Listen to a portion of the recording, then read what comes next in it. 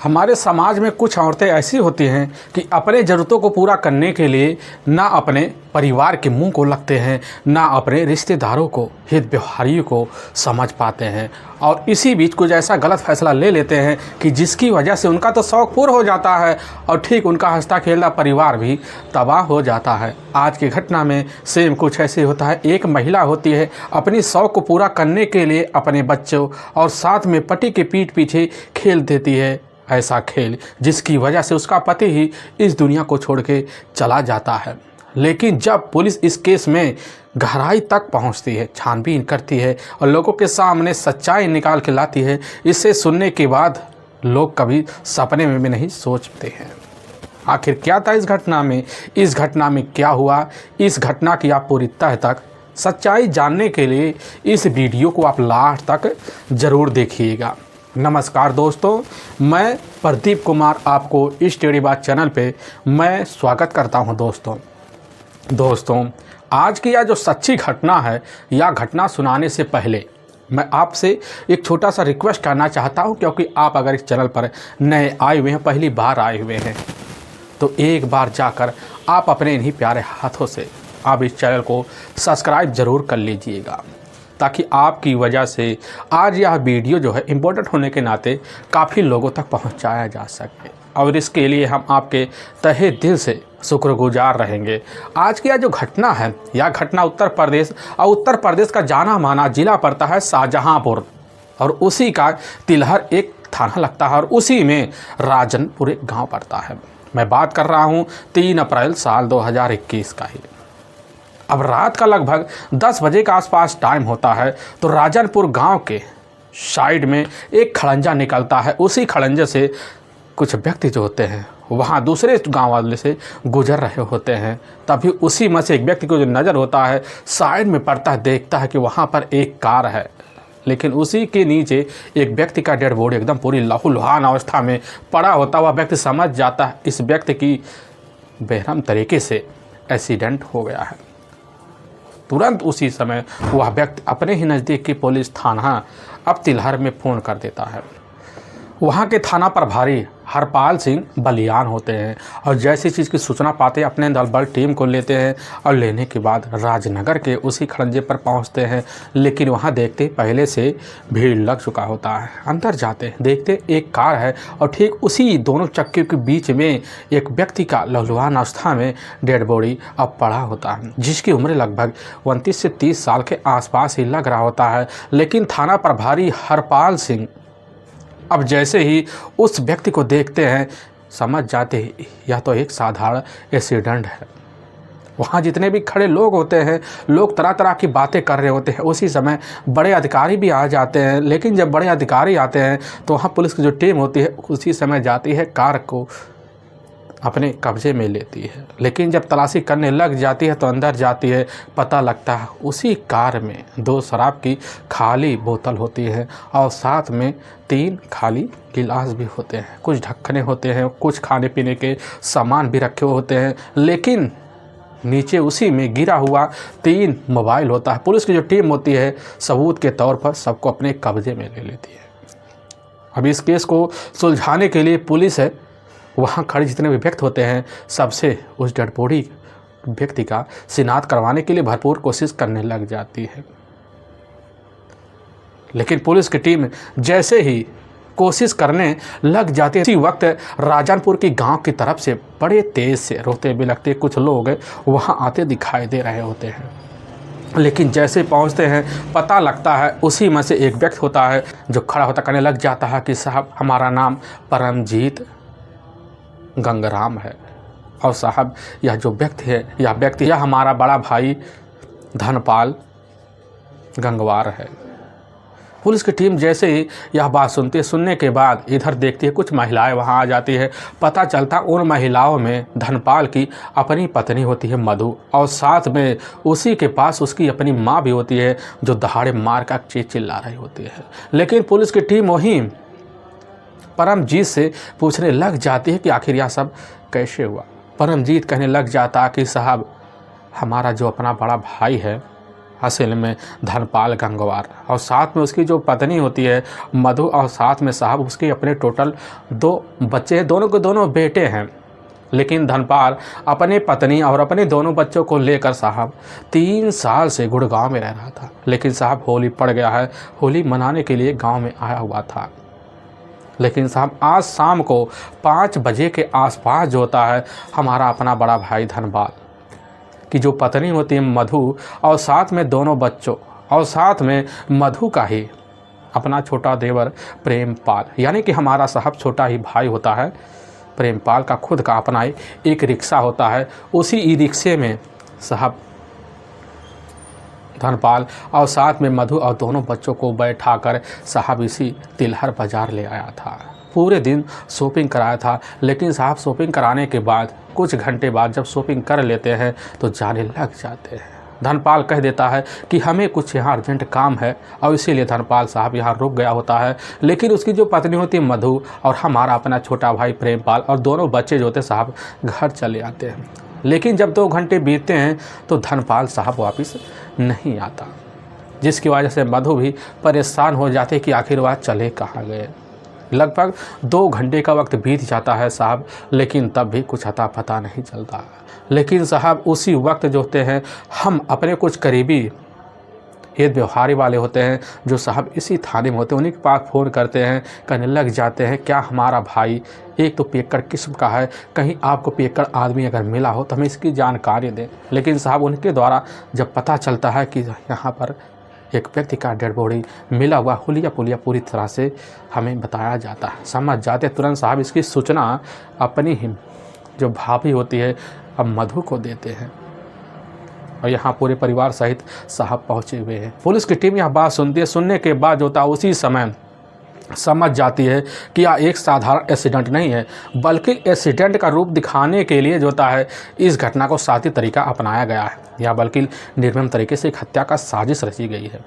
Police की जो team होती है उसी वक्त खड़े कुछ जो व्यक्ति होते हैं, आसपास जो व्यक्ति होते हैं, इसने यह नज़ारा रात के टाइम देखा हुआ था। पुलिस की टीम उनसे कुछ पूछताछ करती है और उसी वक्त अपने साथ सबूतों को इकट्ठा करती है, पंचनामा भरती है, उठाकर अपने ही जो नज़दीकी सरकारी अस्पताल उसी में मोर्चरी में भिजवा देती है। उसी वक्त जो होता है जो तीनों मोबाइल उस कार में मिले हुए थे मोबाइल फ़ोन, उसमें एक मोबाइल की घंटी बज उठती है। पुलिस की टीम उसको अपने कान में लगाती है। एक महिला होती है जो बड़े तेज तर्रार से कहने लग जाती है कि आखिर इतनी देर तुम कहाँ रह गए, क्या कर रहे हो, अभी तक लौटे क्यों नहीं, क्योंकि तुम्हारे जो अपने जीजा हैं तुम्हारा काफ़ी देर से इंतज़ार कर रहे हैं। थाना प्रभारी हरपाल सिंह जैसे यह बात सुनते कहने लग जाते हैं कि आखिर आप कौन हैं। वह कहने लग जाती है कि साहब यह तो हमारे अपने भाई मुकेश यादव का ही मोबाइल है। आखिर में वह तो हमारा अपना जो कार होता है वह लेकर टहलने के लिए बिंद्रावन ले गया होता है। यह बात जैसे थाना प्रभारी हरपाल सुनने के बाद पूरी एक एक बात बता देते हैं। वह भी समझ जाती है कि बस करो, मुकेश यादव ने ही इस घटना को अंजाम देकर पूरी तरह से अपने आप को बचाव के लिए यहाँ से फरार हो चला है। और पुलिस की जो टीम होती है उसी वक्त तो थाने आती है। लेकिन जैसे सुबह का टाइम हो जाता है तो इधर धनपाल का अपना जो अब छोटा भाई होता है परमजीत थाने पहुंचता है। पहुंचने के बाद पुलिस के सामने एक एक बात रख देता है, लेकिन खुद अपनी जो उसकी अपनी भाभी होती है मधु के ऊपर भी शंका जाहिर कर देता है कि साहब हमारी जो अपनी भाभी है मधु का जो चाल चलन होता है वह ठीक नहीं होता है, और इसी को लेकर कभी कभी हमारे अपने भाई में झगड़े हुए जाया करते थे।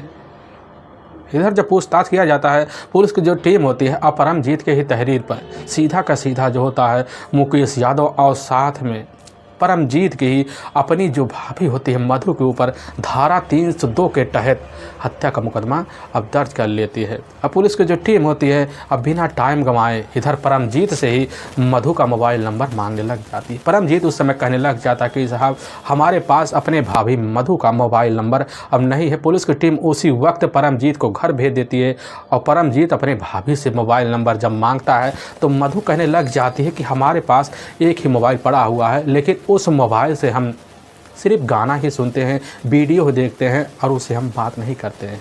इग्नोर कर जाती है। लेकिन इधर परमजीत जो होता है कैसे ना तैसे कर कर अपने हित व्यवहारियों के थ्रू जो होता है अपने भाभी का मोबाइल नंबर ले ही लेता है और पुलिस को लाकर पकड़ा देता है। थाना प्रभारी हरपाल सिंह मोबाइल नंबर जब मधु का पाते हैं तो उसके मोबाइल नंबर का पूरा CDR डिटेल भी निकाल लेते हैं। तो उसी CDR डिटेल में एक अनजान नंबर दिखाई देता है जो घटना के दिन और साथ में कई महीनों से लगातार उस मोबाइल नंबर पर बात हुआ करते थे। पुलिस का जो शंका होता है उस अनजान नंबर पर जब बढ़ता है, पता चलता है वो अनजान नंबर जो होता है मुकेश यादव का है। पुलिस की जो टीम होती है उसी वक्त इधर मधु को अपनी हिरासत में लेने के लिए ठीक उसके ससुराल पहुंच जाती है, वहीं से कस्टडी में लेती है, थाने ले आती है। लेकिन पुलिस की टीम मधु से जैसे पूछताछ करती है तुरंत मुकेश का नाम ले लेती है। और पुलिस की जो एक टीम होती है उसी वक्त मधु का जो मायका पड़ता है ठीक शाहजहांपुर कटरा कस्बा पड़ता है, उसी का ही कसरक गांव पड़ता है। पुलिस जो टीम होती है वहीं पहुंचती है और वहीं से मुकेश यादव को अपने कस्टडी में लेती है और लेकर थाने पहुंच जाती है। और मुकेश यादव जैसे ही अपने ही सामने अब इधर मधु को देखता है, समझ जाता है कि सारा मामला पूरी तरह से उथल पुथल हो चुका है। और पुलिस के सामने बिना किसी शक्ति दबाव के मुकेश और मधु जो सच्चाई रखते इसे सुनने के बाद पुलिस के रूह तक खड़े हो जाते हैं। असल में उत्तर प्रदेश का जिला पड़ता है शाहजहांपुर और ठीक उसी का ही तिलहर थाना पड़ता है और उसी का राजकपुर गांव पड़ता है। उसी गांव के रहने वाले खलासी राम होते हैं। उनकी अपनी पत्नी होती है शांति देवी, अब जिनके टोटल 6 बच्चे होते हैं। खलासी राम जो होते हैं एक फौजी होते हैं, लेकिन 1989 में आकस्मिक उनकी मौत हो जाती है, जिसकी वजह से पूरे परिवार की जो जिम्मेदारी होता है 6 बच्चों की जिम्मेदारी होता है वह जिम्मेदारी जाकर शांति देवी पर आ जाता है।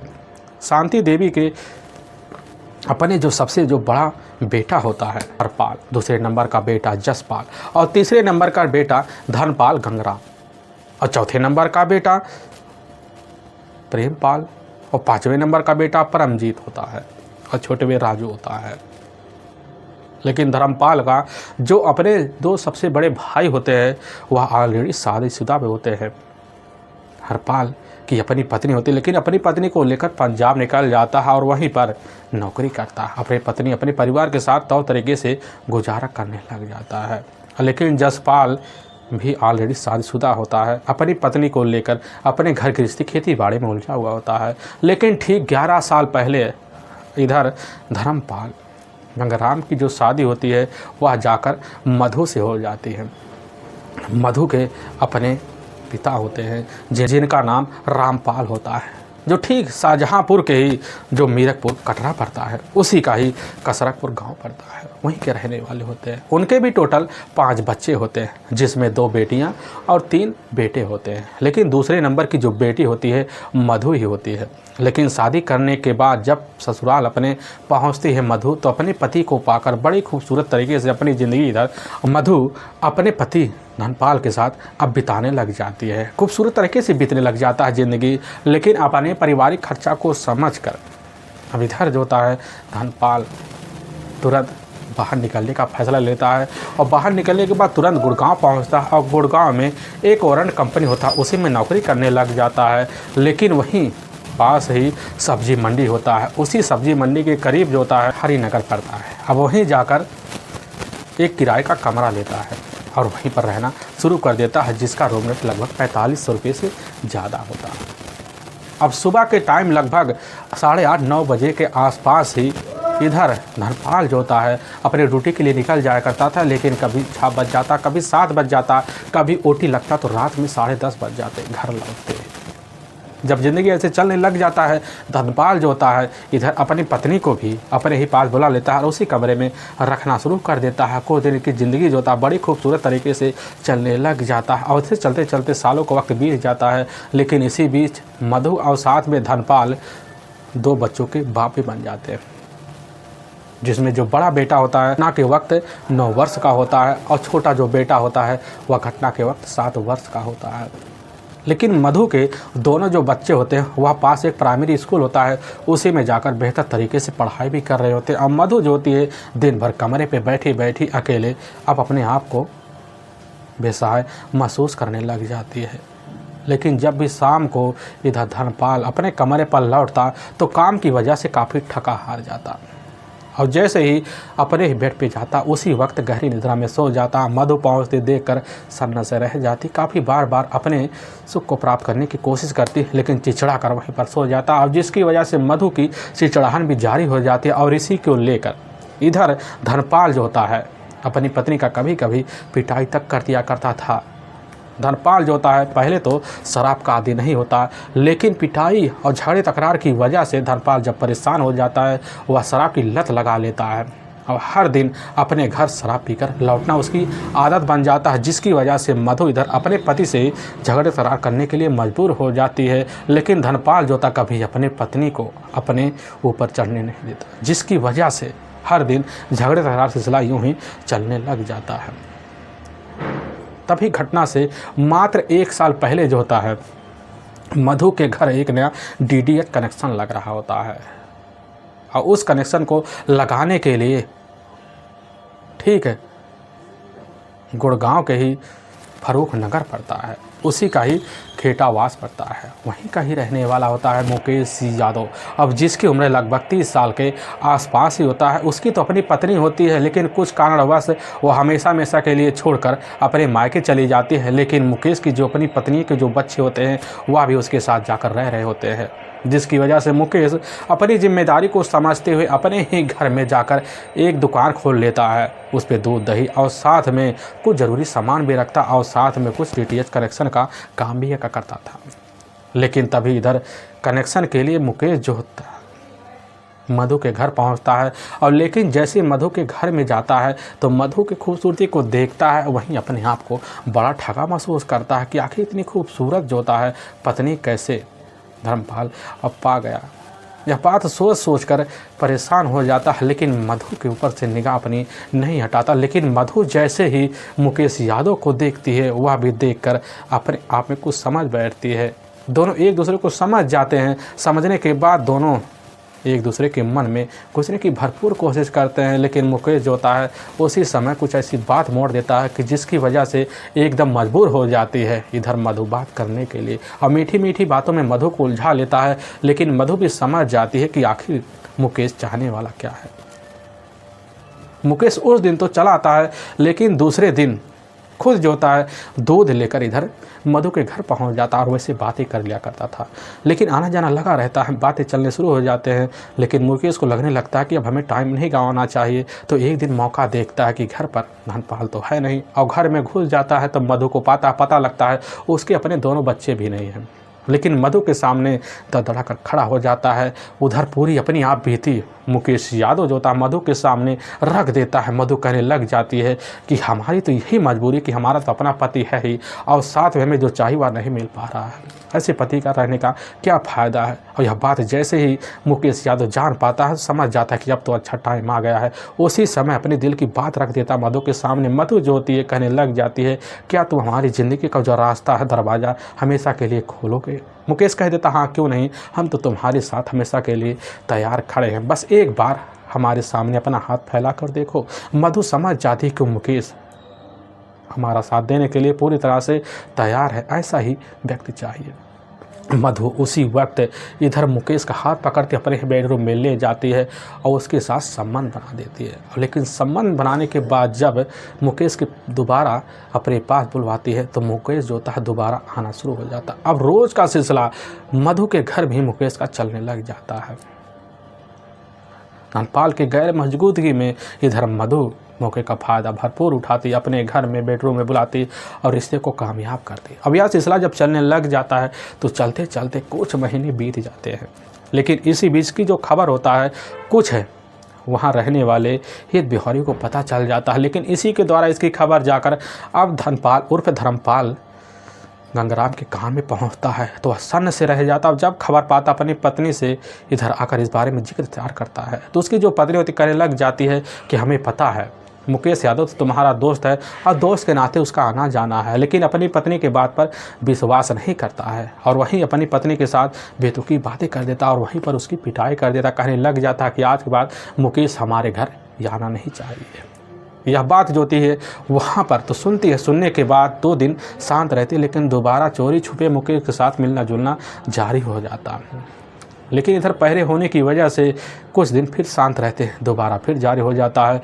लेकिन दोनों जब देखते हैं कि इसमें हमारा अड़ंगा बनने वाला धनपाल हर वक्त खड़ा रहता है, तो इधर खुद मधु जाती है मुकेश यादव के सामने एक ऐसी पेशकश कर देती, कहने लग जाती है कि अगर तुम हमें अपनी ज़िंदगी में अपने रास्ते में आते हुए देखना चाहते हो तो हमारे पति को हमेशा हमेशा के लिए हमारे ही रास्ते से ठिकाने लगा दो, ताकि हम तुम्हारे साथ आगे की ज़िंदगी बिता सकें। यह बात जैसे ही इधर मुकेश यादव सुनता है, तुरंत ही खुश हो जाता। उसी वक्त मधु की बात मान लेता, कहने लग जाता कि ठीक है, तुम हमें बताओ कैसे काम को अंजाम देना है। मधु कह देती है कि हमारे पति जो होते हैं वह लगभग 3 साल से गांव नहीं गए हैं। इससे पहले कभी 1.5 साल, कभी 2 साल बाद गांव ज़रूर चले जाते, लेकिन जब से दोनों बच्चे जो होते हैं पढ़ाई करना शुरू कर दिए हैं, तब से वह गांव नहीं जाते, वह काम में मशहूर रहते हैं। और हमें पता चला है कि होली के वक्त गाँव जाने वाले हैं, वहीं अपनी घटना को अंजाम दिया जाएगा। लेकिन जैसे ही इधर धनपाल के सामने खुद कह देती मधु, जल्दी से चलो, हमें ससुराल जाना है, याद आ रहा है। तो यह सुनकर बात तुरंत ही उसी वक्त धनपाल चौंक से जाता कि आखिर हमारी जो पत्नी होती है, हमारे ही घर वालों का किसी भी व्यक्ति का नाम सुनती थी तो तड़तड़ा जाती थी, आज इतनी प्यार भरी बात हमसे कैसे कह रही है। और उसी वक्त धनपाल अपनी पत्नी की बातों में आ जाता है और तुरंत टिकट बनवाता, और टिकट के तहत ठीक जो होता है 14 मार्च साल 2021 को ही इधर मधु जो होती है अब शाहजहाँपुर के ही मीरनपुर कटरा कसरक चली आती है, अपने मायके में रहती है। लेकिन जैसे कुछ दिन बीतता है, कुछ दिन बीतने के बाद यानी कि 27 मार्च साल 2021 को ही अब धनपाल भी राजापुर गांव आ जाता है। और जैसे ही आता कुछ दिन वहाँ भी रहता है, लेकिन 2 अप्रैल साल 2021 को मधु जो होती है अपने मायके से अपने ससुराल चली आती है। अपने पति के साथ बड़े प्यार भरी बातें करती है, लेकिन धनपाल को नहीं एहसास होने देती है कि अभी तक हमारा जो होता है रिश्ता इधर मुकेश से कायम है। लेकिन तभी 3 अप्रैल अब साल 2021 का ही अब जैसे शाम का टाइम होता है, तो उसी वक्त मधु अपने देवर प्रेमपाल को पास बुलाती है और ख़ुद उसका ई-रिक्शा जो होता है उसी पर बैठती है, अपने दोनों बच्चों को लेकर अपने पति को भी ले जाती है, उसी पर बैठाती है। और उसी प्लान के तहत मधु जो होती है अपने पति धनपाल को लेकर अपने ही जो बाज़ार पड़ता है अब तिलहर निकल जाती है। पूरा दिन शॉपिंग करती है, इधर उधर घूमती है। और जैसे शाम का वही लगभग अब 5:30 बज जाते हैं, तो उसी वक्त मधु जो होती लौटने लग जाती है। लेकिन तिलहर जैसे ही क्रॉस करना चाहते हैं, तो उसी वक्त धनपाल का मोबाइल बज उठता है और रिसीव करता, पता चलता मुकेश यादव का फ़ोन है। मुकेश यादव कहने लग जाता है कि हम जो होता है अभी तुम्हारे पास आ रहे हैं। तो इधर कह देता है धनपाल कि हम इस समय तिलहर खड़े हुए हैं। यह बात सुनता मुकेश कह देता तुम वहीं पर खड़े रहो, हम तुम्हारे लिए कुछ पैक लेकर आ रहे हैं और पार्टी करेंगे, क्योंकि हमारे ही घर में कुछ माहौल खुशनुमा हो गया है। यह बात सुनता है और सुनने के बाद धनपाल मुकेश की बातों में आ जाता है, लेकिन वह भाप नहीं पाता कि आगे होने वाला क्या है। और फ़ोन को काटते ही अपनी पत्नी और अपने छोटे भाई प्रेमपाल से कह देता कि तुम लोग चले जाओ, हम जो होता है शाम तक घर वापस ज़रूर आ जाएंगे। और वहाँ से प्रेमपाल अपनी भाभी मधु और साथ में दोनों भतीजों को लेता और लेकर ई-रिक्शा से अपने घर पहुँच जाता है। लेकिन वहाँ कुछ घंटे खड़ा रहता है, लेकिन उसी वक्त मुकेश यादव जो होता है अपने ही बहनोई का सेंट्रो कार लेकर वहीं पहुँचता है। और उसी कार में धनपाल उर्फ धर्मपाल गंगराम को बैठा लेता है और बैठाने के बाद कार चलाते चलाते ले जाता है। जैसे सुनसान जगह देखता तो वहीं पर बैठकर उसी कार में दोनों पैक लगाते हैं। लेकिन पैक की जो अवस्था होता है अपने हाथों से मुकेश यादव धनपाल की तरफ ज़्यादा बढ़ा देता है, जिसकी वजह से अब धनपाल थोड़ी देर बाद नशे में एकदम बेसुध हो जाता है। जब देखता है यह मामला पूरी तरह से बढ़ने वाला है, तो कार को आगे बढ़ाता है और आगे बढ़ाते बढ़ाते इधर राजनपुर गांव की तरफ बढ़ जाता है। और जैसे रोड पकड़ता है तो देखता है रास्ता पूरी सुनसान हो गया और रात का लगभग 9 बजे का आसपास टाइम हो गया है।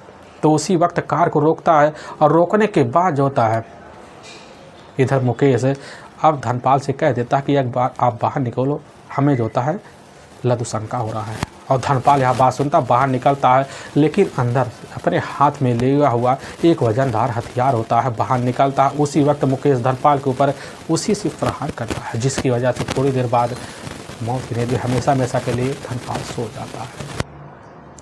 लेकिन जब नज़ारा देखता है तो सन तो रह जाता है और मुकेश डेड बॉडी को उठाता है और उसी दोनों कार के पहियों के नीचे जो था डंप कर देता है, ताकि लोगों को लगे कि पूरी तरह से साधारण एक्सीडेंटल है। सोचता है चक्के को इधर धर्मपाल के ऊपर चढ़ाया जाए, कोशिश करता है, लेकिन जो था वहाँ कच्ची मिट्टी होने की वजह से जो कार का जो पहिया होता धंस जाता है। सोच लेता अब तो हम बुरी तरह फंसने वाले हैं। मुकेश यादव जो होता है उसी वक्त वहाँ पर अपनी मोबाइल तक छोड़कर फरार हो जाता है, बाहर निकलता है। निकलने के बाद इसकी जो जानकारी होता है इधर धर्मपाल की जो अपनी पत्नी होती है मधु को दे देता है। मधु खबर पाती है तो खुश हो जाती है, समझ जाती है अब तो हम अपनी ज़िंदगी खूबसूरत तरीके से जिएंगे। लेकिन एक गलती की वजह से मधु और इधर मुकेश यादव पूरी तरह से फंस जाते हैं, जिसकी वजह से पुलिस की जो टीम होती है दोनों को अपनी कस्टडी में लेती है। लेकिन वाकई में दोस्तों पुलिस के सामने जब यह सच्चाई निकल के आती है, आने के बाद पुलिस की जो टीम होती है इधर तंग सर आती है, लेकिन जिसके कानों में सच्चाई पहुँचती है वह भी सोच कर हैरान हो जाता है।